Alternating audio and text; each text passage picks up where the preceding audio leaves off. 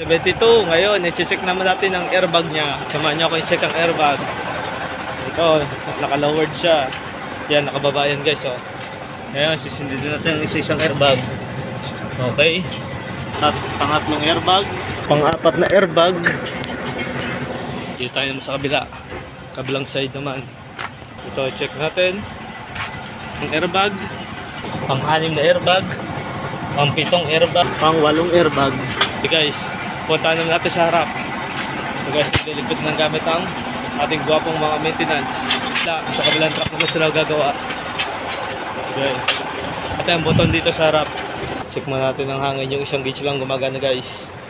Pero all goods yan. Ito yung kabilang sensor eh.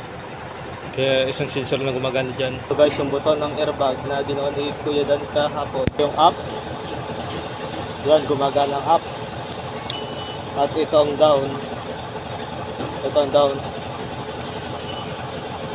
So, gumagana rin. O, pindutin ang down. Okay, baba muna natin.